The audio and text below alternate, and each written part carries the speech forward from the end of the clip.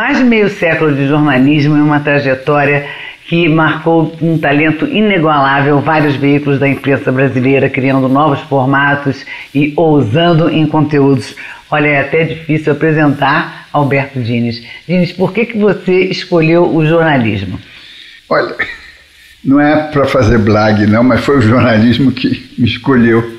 E eu vou comprovar isso, que nunca tinha me passado pela cabeça. Todo mundo tem sonhos, né, de o que você quer ser quando crescer, e à medida que você vai crescendo as coisas vão talvez se definindo mais, mas nunca eu cogitei de jornalismo. Muita coisa. Psiquiatra, eu queria ser médico, mas eu tinha horror a sangue, então o médico da alma, né, que eu já tinha ouvido falar, não tinha que lidar com sangue, então tudo passou pela minha cabeça, mas o jornalismo não, embora desde cedo eu estivesse envolvido com jornalismo, dado primeiros tempos em que eu vivia.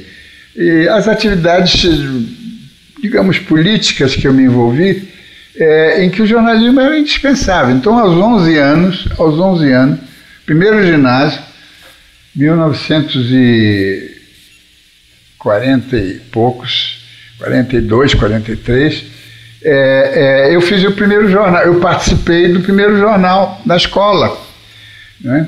Por quê? Porque era um jornalzinho, nós estávamos em guerra, nós tínhamos uma questão de desabastecimento mesmo, e o governo, muito inteligentemente, através da Legião Brasileira de Assistência, que a dona Darcy Vargas dirigia, né, mulher do Getúlio, lançou a campanha da Horta da Vitória.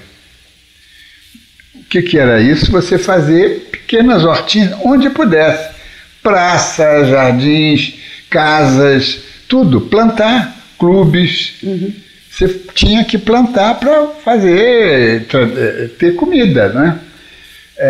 Verduras e tal. E então, no nosso colégio, nós decidimos, tínhamos um grupinho muito aguerrido politicamente, e nós fizemos então a Horta da Vitória, e recomendava-se que essa Horta da Vitória irradiasse outras atividades. Então, tivesse jornalzinho, tivesse atividades comunitárias. Veja bem, 1942. E a coisa funcionava. Então, lançamos o nosso jornalzinho de mimeógrafo, e depois fomos fazendo outras coisas também. Mas fazer jornal, fazer revistinha de partido e não sei o quê, estava incorporada a uma realidade que não tinha nada a ver, digamos, com os meus projetos futuros. Como é que foi que você encontrou o Jornal do Brasil em 1962? Como é que era esse Jornal do Brasil que você encontrou quando você chegou lá? Eu tenho a impressão de que eu comecei numa segunda-feira, ou dia 6 ou dia 8 de janeiro. Não é difícil eu identificar isso. Mas foi uma segunda-feira. E aí teve uma conversa chave com o Brito, que eu não tínhamos definido um salário e nem sabia qual seria meu título. Ele falou, não, você vai tocar aí, porque o jornal está mais ou menos acéfalo. Era verdade, o diretor do jornal, quer dizer, o editor, o chefe do jornal, era Homer Montealegre. Era um economista, um economista muito sério, muito ligado ao Instituto do Açúcar e do Álcool. E o Homer era funcionário público do IAA, e ele praticamente ficava o dia inteiro nas suas funções lá. Então chegava, não tinha muito tempo e não tinha muita paciência pela aquela coisa da redação, porque não era o forte dele, né?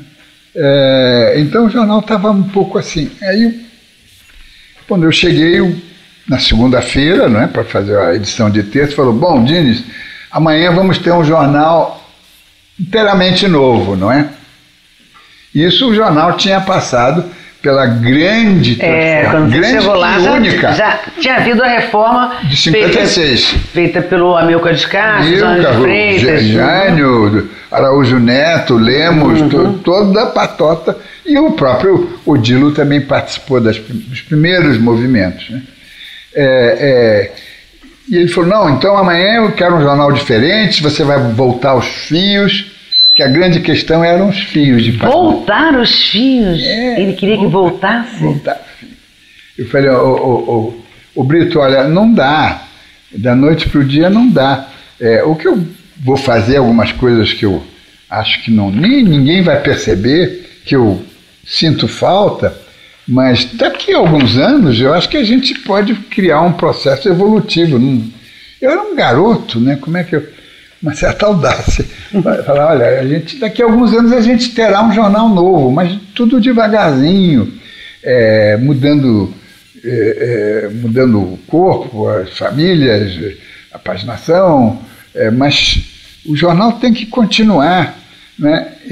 E esse episódio é muito importante, porque muito tempo depois que eu saí, quando o jornal completou o seu centenário, que foi 1981, o Brito, aliás, o Luiz Orlando, a pedido do Brito, me convidou para eu escrever um artigo na edição do centenário, que foi essa de abril, acho que 9 de abril de 81, e eu fiz um artigo falando os fios do tempo, e contando esse episódio, e em que eu falei, olha, o jornal não pode ser mexido, o jornal tem uma característica, ele vai mudar com o tempo. Como é que era o clima na redação durante os anos de chumbo? A gente tinha que fingir que obedecia, né? Mas muitas coisas deixamos de obedecer. E várias vezes eu fui chamado na Polícia Federal, mas aí só para receber uma bronca lá do inspetor Borges, sei lá. A grande oportunidade de se contar coisas foi propiciada, coisas que a censura não admitiria, foi propiciada pelos sequestros.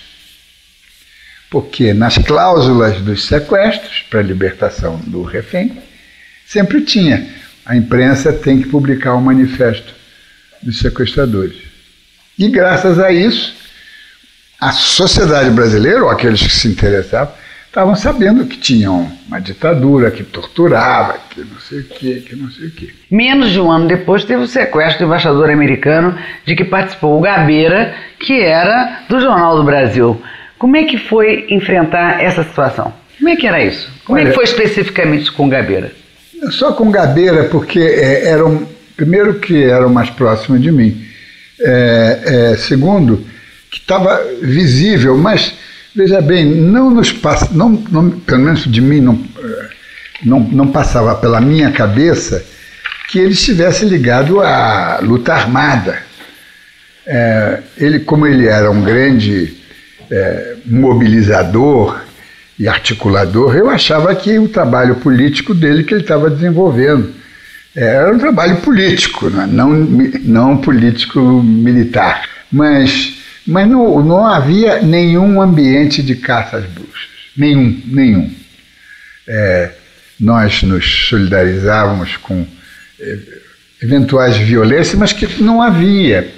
Eu soube depois que o Álvaro Caldas tinha partido para a clandestinidade, mas isso foi bem depois. O que estava mais visível para mim, que ficou mais visível para mim, primeiro que era editor. Então, estava na minha esfera, não é?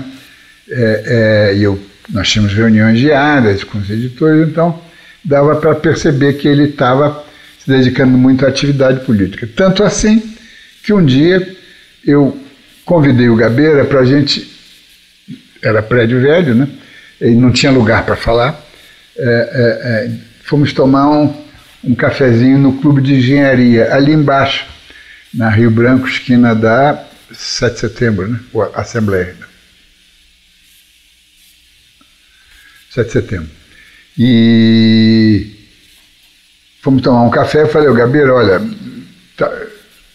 nós temos uma relação ótima, então a gente pode falar com franqueza. Eu estou sentindo que você está engajado politicamente, como sempre esteve, aliás, ele nunca escondeu, ainda no Diário da Noite eu sabia que ele estava ligado ao Partido Comunista, ou próximo ao Partido Comunista. E não tem nada, é só que eu vou te pedir o seguinte, em algum momento a sua atividade como ativista político, militante político, vai se chocar com a atividade como jornalista aqui, você editor de pesquisa, né? Então eu peço que nesse momento você nos avise. Isso fica a seu critério dizer até onde você pode conduzir isso. Foi uma coisa, uma jogada limpa, clara, e meses depois, em agosto de 69, eu estava de férias e o Lemos me manda o Lemos sabia dessa conversa. O Lemos me manda um telegrama western, né, naquela época, equivalia ao e-mail de hoje. Olha, o Diniz, o Gabeira pediu para ser demitido. Compreendi logo, falei, faça logo, manda pagar tudo que ele tem direito e tudo, vamos em frente. Tinha substituto, porque isso foi uma das cautelas minhas, desde sempre, cada chefia tinha o seu subchefe, né? Para o jornal continuar com aquele padrão. E o Lemos chegou, mandou demitir ele, e parece que o dinheiro que ele usou para fazer como é que se diz, a fiança, né? Parece que foi o cheque do Jornal do Brasil. Isso me disseram, nunca soube, né? E graças a isso ele foi identificado a posteriormente, né? Mas de qualquer forma ele saiu e depois nós soubemos que ele estava envolvido com isso, né? E eu acho que, por exemplo, quando na exigência para publicar o manifesto dos sequestradores, dava-se preferência. Nós fomos os primeiros a ser avisados. Nós, Jornal do Brasil, fomos os primeiros a sermos avisados. Talvez uma deferência do Gabeira, mas o que eu quero dizer é o seguinte, é que quem conseguiu furar a censura, graças à bravura pessoal deles, foram os sequestradores, porque sequestraram, correndo risco de vida, e fizeram exigências que obrigaram as autoridades a permitir a publicação dos manifestos. Pulando um pouco, alguns e a libertação dos presos políticos, né? Quer dizer, eles evitaram, não sei quantos presos políticos foram libertados, mas evitaram que esses presos hoje fossem desaparecidos. Exatamente. Outra edição histórica foi a edição da morte do Allende, em 1973.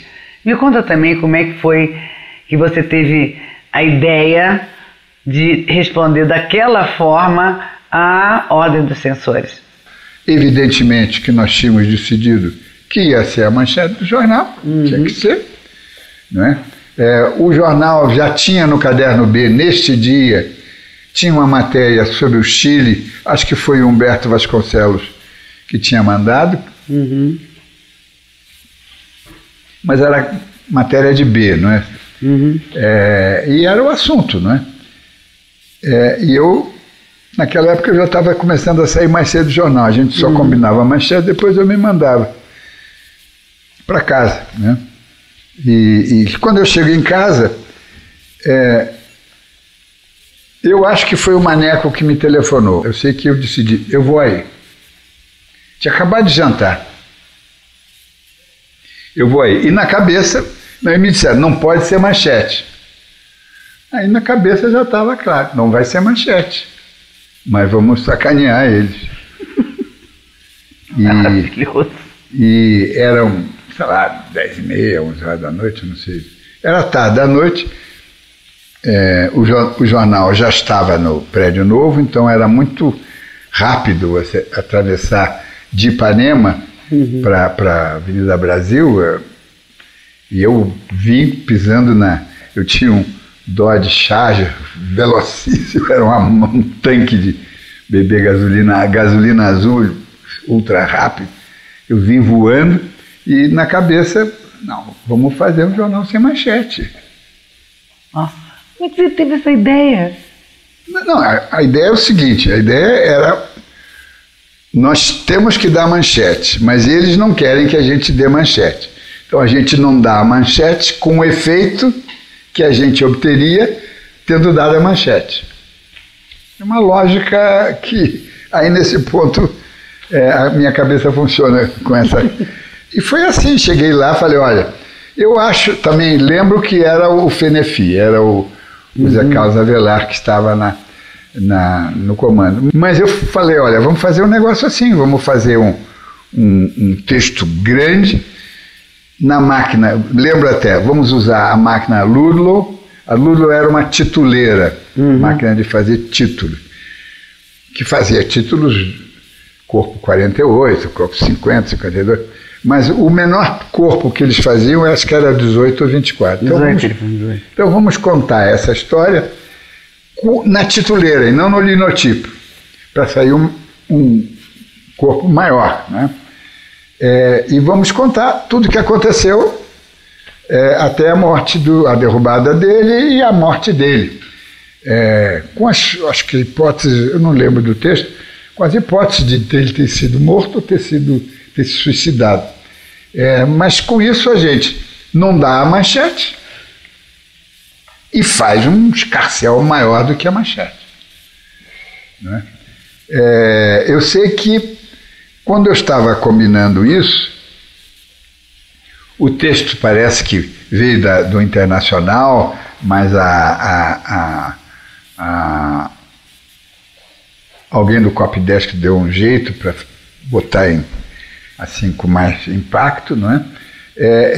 E quando eu terminei de combinar essas coisas todas, o Bernard, que estava presente, porque havia uma combinação, desde quando começou o negócio da censura, que um dos diretores viria um por noite para ficar até a hora da rodagem. Naquela noite era o Bernard da Costa Campos, que era o superintendente do jornal, mas não era jornalista e nunca teve pretensões alguma de ser jornalista, ao contrário do Brito, que tinha feito cursos e tal. E o Bernard, mas era um homem espertíssimo. Não é à toa que ele era o braço direito do Brito. E o Bernard chegou para mim, baixinho, falou assim, você tem certeza que você quer fazer isso? Eu falei, tenho. Nós estamos certíssimos, nós não estamos fazendo a manchete, não estamos botando esse assunto na manchete.